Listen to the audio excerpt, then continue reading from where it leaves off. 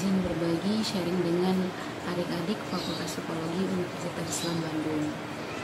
Perkenalkan, nama saya Sukolita Rangga, alumni Fakultas Psikologi Universitas Islam Bandung angkatan 2009. Merupakan suatu kehormatan dan kebanggaan tersendiri untuk saya saat diminta Teh Stefani Rehana atau biasa kita panggil akrabnya Teh IP untuk sharing berbagi dengan adik-adik mengenai gambaran pekerjaan kemudian peluang karir yang sedang saya geluti hingga saat ini. Berbicara mengenai gambaran pekerjaan, sebenarnya sejak tahun 2013 saya sudah mulai terjun ke dalam dunia kerja. Tahun 2013 saya lulus dan kemudian alhamdulillah diterima sebagai rekrutmen staff di salah satu perusahaan logistik internasional. Sebenarnya kalau dilihat dari peminatannya, rekrutmen staff adalah salah satu peminatan di dunia psikologi, industri, dan organisasi, di mana gambaran pekerjaannya saat itu saya bertanggung jawab untuk melakukan proses rekrutmen mulai dari awal prosesnya hingga akhir proses, di mana saat seorang pelamar sudah dinyatakan menjadi bagian dari karyawan suatu perusahaan atau organisasi itu sendiri, atau bisa kita bilang di hire. Apa aja sih prosesnya? Sebenarnya prosesnya itu mulai dari proses yang sangat sederhana, seperti mulai dari pemasangan iklan lowongan pekerjaan. Tapi tidak sesederhana yang kita lihat sebenarnya. Pemasangan iklan lowongan sederhana itu melibatkan sedemikian rupa proses dan hasil dari keputusan tim untuk menerbitkan suatu job description. Mungkin seperti yang adik-adik pernah pelajarin ya di psikologi industri dan organisasi. Kalau dulu saya sempat disuruh analisa tugas, analisa apa aja kualifikasi yang perlu dimiliki oleh seorang pelamar untuk suatu tanggung jawab atau deskripsi pekerjaan tertentu. Itu salah satunya tugas dari rekrutmen staff. Kemudian melakukan yang namanya seleksi berkas, yang sebelumnya saya dilatih oleh mentor saya atau senior saya. Kemudian melakukan interview awal, kemudian memberikan referensi dan rekomendasi kepada interview user, dan apakah nanti ditentukan apakah seorang pelamar tersebut berhak atau kita majukan ke dalam proses psikotes atau tidak. Karena seperti yang diketahui, proses psikotes adalah proses yang memakan waktu, biaya, yang termasuk energi, yang sebenarnya sangat sayang jika seorang calon karyawan melaksanakannya tapi tidak mengikuti prosesnya dengan semaksimal mungkin. Oleh karena itu, untuk mengikuti suatu proses psikotes biasanya sudah sangat dipertimbangkan sekali apakah seorang pelamar itu perlu diikutkan atau tidak. Mengingat yang saya bilang tadi, banyak memakan waktu, biaya, energi, dan sebagainya. Sampai ke proses psikotes, sebenarnya saya pun melaksanakan proses psikotes itu juga. Tapi yang jadi khusus di sini adalah karena di Fakultas Psikologi Universitas Islam Bandung saya terbiasa ditekankan untuk menjaga proses dari jalannya psikotes itu sendiri. Karena seperti yang diketahui, proses akan menentukan hasil. Proses itu akan banyak sekali faktor yang mempengaruhi, dari mulai hal kecil seperti kenyamanan ruangan, kebisingan, kemudian kita juga harus mencatat bagaimana observasi dari testi atau dari para pelamar, itu akan sangat menentukan hasil dari proses psikotes itu sendiri. Saya sangat berterima kasih, dulu saya sangat dibimbing oleh para pengajar, terutama para pembimbing praktikum. Dulu saya sangat ditekankan, sangat dipertanyakan bagaimana suatu hasil itu dapat keluar, karena ternyata di dunia pekerjaan juga hal ini sangat penting. Bisa teman-teman bayangkan jika proses psikotes tidak berjalan dengan baik dan benar, maka akan menghasilkan refleksi yang tidak merefleksikan keadaan yang sebenarnya dari apa yang kita tes. Oleh karena itu di sini saya bisa bilang para senior saya dan atasan saya puas dengan hasil pekerjaan saya, karena mengingat mereka tahu bahwa saya menjaga kualitas dari jalannya proses psikotes itu sendiri, yang sebenarnya ini adalah hasil dari nilai-nilai yang saya dapatkan dari selama saya menempuh pendidikan di Fakultas Psikologi Universitas Islam Bandung. Kemudian tidak hanya selesai di proses psikotes, kemudian saya juga melakukan yang namanya scoring. Seperti yang sudah saya pelajari, ada banyak sekali sebenarnya beberapa praktikum psikologi. Kebanyakan yang sering saya jumpai adalah banyaknya praktikum PTP aplikasinya. Di sini juga sangat dibutuhkan kehati-hatian dan ketelitian dalam melakukan scoring, karena nanti hasil scoring saya akan dievaluasi lagi oleh atasan saya yang merupakan supervisor HR recruitment untuk dilakukan interpretasi, karena beliau yang sudah memiliki legalitas izin untuk melakukan interpretasi, karena bukan saya melakukan interpretasinya. Jadi tidak disalahkan kalau dulu saat praktikum kita begitu ditempa, dituntut kedisiplinan, ketelitian oleh para pembimbing praktikum, karena ternyata ditemui di dunia pekerjaan hal ini sangat-sangat bermanfaat dan sangat berarti. Setelah keluarnya hasil psikotes, masih juga menjadi pekerjaan saya untuk memberikan data tersebut kepada HR director, dimana nanti beliau yang akan memutuskan apakah seorang karyawan akan lanjut untuk interview dengan HR director kemudian untuk di-hire. Kurang lebih seperti itu. Itu di tahun 2013. Sampai dengan di tahun 2014 saya pindah ke bidang lain yang merupakan board secretary atau secretary of director. Sebenarnya di sini masih di dalam lingkup psikologi industri dan organisasi, hanya saja tidak pengaplikasian atau terapan langsung dari ilmu-ilmu psikologi yang saya pelajari di Fakultas Psikologi. Tetapi yang menjadi catatan di sini adalah saya sangat berterima kasih untuk para dosen, para akang, teteh, ibu yang sudah menggembleng saya sehingga untuk menjalani tugas saya sebagai sekretaris di sini saya punya jiwa dan mental yang disiplin, tangguh, dan tidak menyerah. Yang selalu terbayang dan teringat saya di benak saya adalah saat itu saya kalau kumpul laporan praktikum, dulu di zamannya saya nggak boleh lebih dari jam 9. Kalau lebih dari jam 9 itu dapat pengurangan nilai. Kemudian nggak boleh yang namanya judgement. Kita harus hati-hati, segala sesuatu itu harus ada dasarnya dan harus ada alasannya. Itu juga yang saya terapkan di dunia pekerjaan saya. Saya punya skill dan mental, saya nggak mau terlalu ceroboh, harus memiliki dasar dan disiplin. Tapi karena mungkin dunia sekretaris saya rasa menjadi hal yang sulit untuk menerapkan ilmu psikologi yang saya dapatkan secara langsung. Oleh karena itu saya memutuskan untuk mencoba melamar di organisasi lain.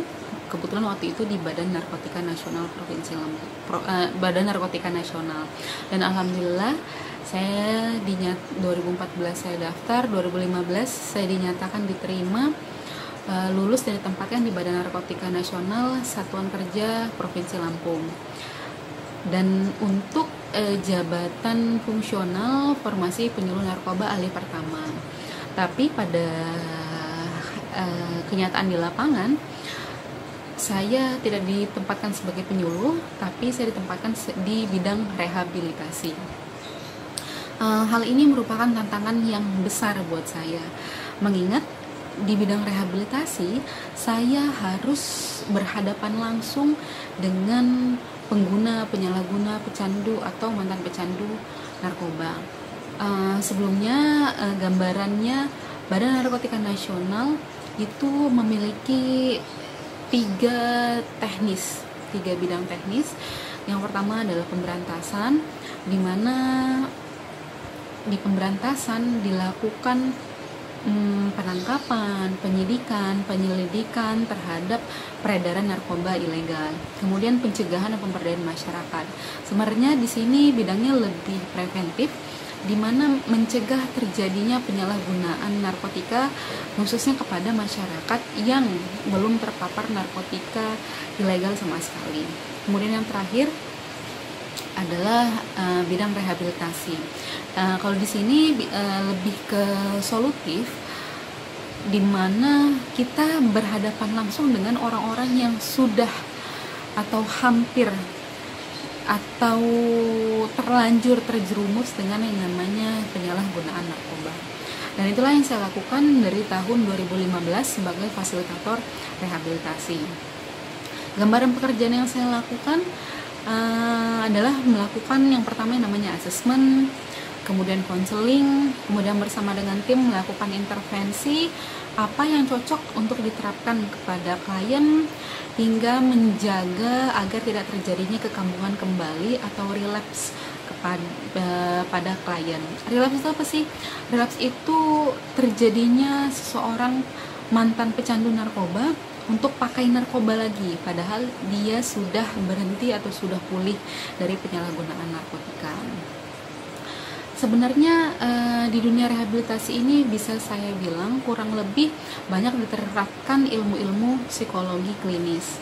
Terutama yang menjadi dasar adalah ilmu terapan dari konseling psikologi. Dulu saya diajarkan ilmu konseling psikologi, pembimbing saya Ibu Endah, terima kasih Ibu. Di sini sangat bermanfaat ilmu-ilmu dasar seperti listening, attending, questioning, paraphrasing, karena melalui ilmu-ilmu tersebut kita bisa menggali saat kita melakukan asesmen atau konseling dengan mantan pecandu atau pecandu. Asesmen itu proses untuk menggali sejauh mana penggunaan narkotika, sedangkan konseling itu adalah proses untuk melihat perkembangan yang terjadi pada diri seorang pengguna atau penyalahguna narkoba terkait dengan masalah penyalahgunaan narkobanya. Nah, di dalam proses asesmen atau konseling ini banyak sekali manipulasi yang dilakukan oleh klien dengan motif-motif tertentu. Bisa jadi ada yang melakukan manipulasi karena tidak mau dilakukan intervensi, atau karena khawatir, atau takut, atau tidak bersedia untuk open. Disinilah banyak dipelajari ilmu-ilmu praktikum, terutama observasi dan interview, dimana kita perlu membangun good rapport. Mungkin adik-adik semuanya ingat, di setiap praktikum kita harus bangun good rapport dulu dengan testi kita. Itu juga diterapkan di sini. Selain itu kita juga pernah belajar mata kuliah ilmu pernyataan. Kita lihat posture, gesture, apakah seseorang memperlihatkan hal-hal tertentu yang tidak kongruen atau tidak sesuai dengan apa yang dia nyatakan. Itu juga sangat bermanfaat di dalam aplikasi, khususnya dalam pekerjaan saya di bidang rehabilitasi saat itu. Karena goal dari pelaksanaan asesmen dan konseling ini adalah kita menentukan intervensi. Ada tim, saya bekerja bersama dengan tim untuk menentukan intervensi, karena saya tidak bisa menentukan sendiri intervensi seperti apa yang cocok untuk korban penyalahguna atau pecandu narkoba yang saya tangani. Di dalam tim tersebut ada psikolog, ada dokter, ada bidan, ada perawat, yang umumnya memang tenaga medis atau tenaga kesehatan. Kurang lebih sebenarnya ada banyak sekali mata kuliah yang sangat bermanfaat diaplikasikan di dalam bidang rehabilitasi ini, termasuk juga psikologi perkembangan. Karena mengingat banyak sekali variasi usia dari pengguna narkotika ini.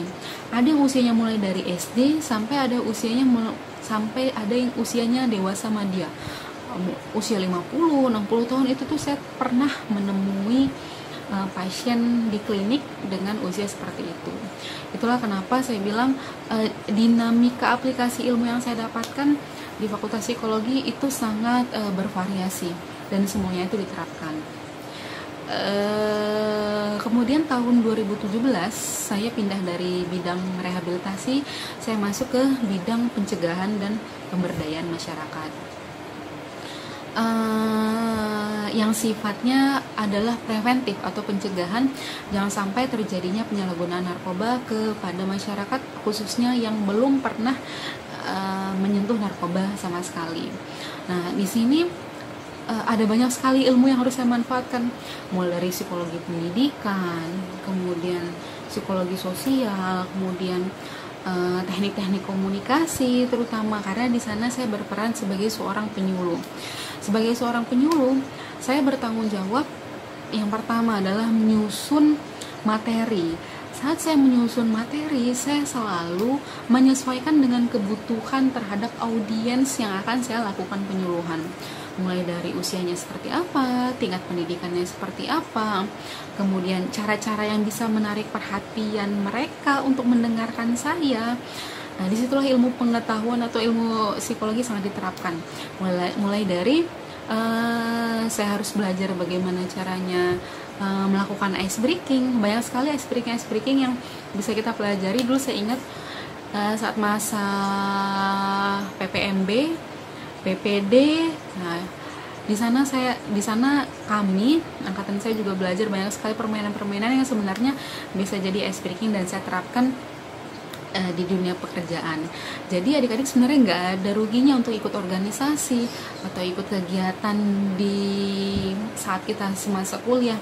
Perbanyaklah karena itu sangat-sangat bermanfaat untuk mengasah skill atau keterampilan kalian, meskipun yang sifatnya bukan edukasi yang formal seperti itu.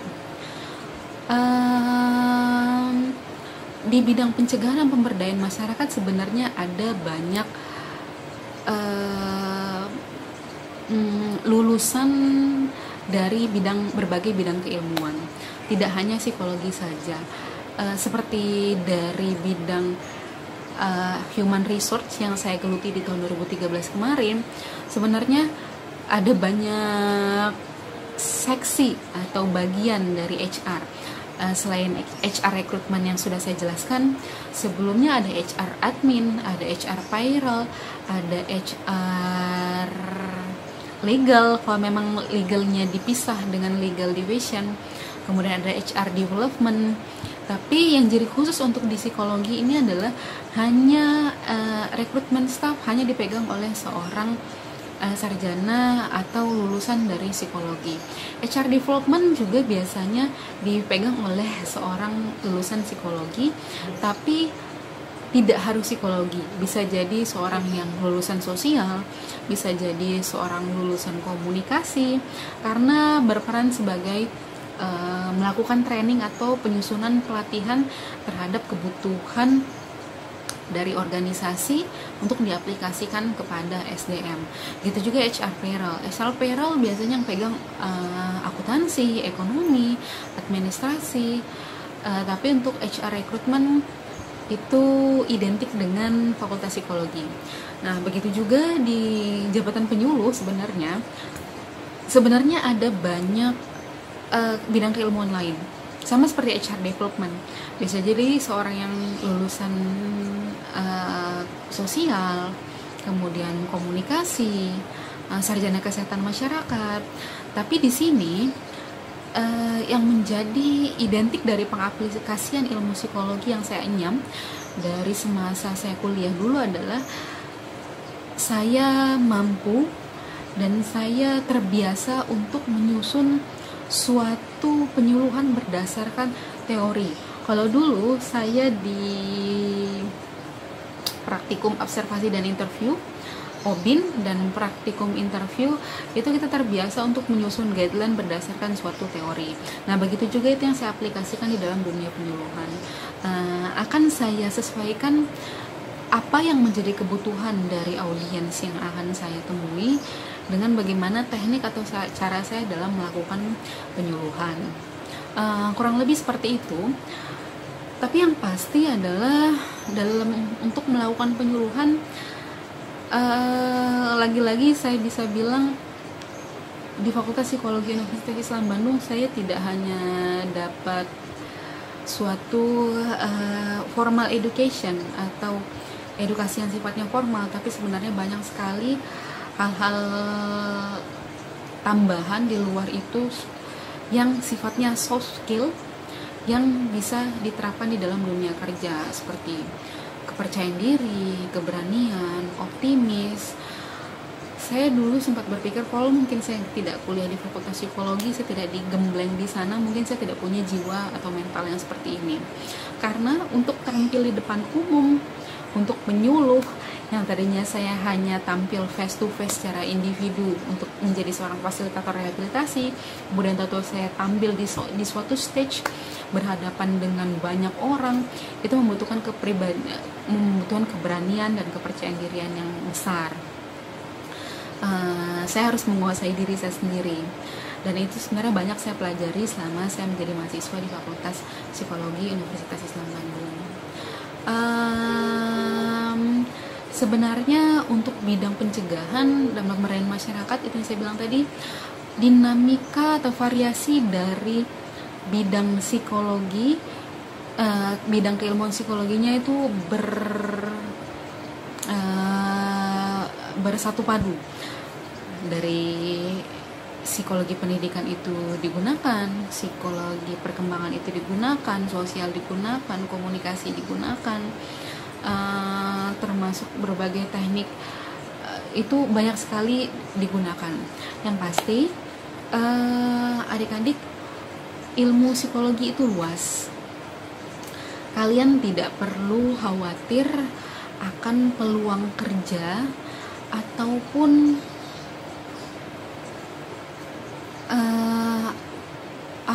tidak perlu khawatir akan peluang kerja ataupun apa yang akan kalian temui di depan nanti.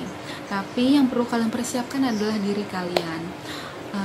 Tolong terus jaga nama alma mater Fakultas Psikologi Universitas Islam Bandung, karena selama ini saya melakukan yang namanya usaha untuk mencari pekerjaan.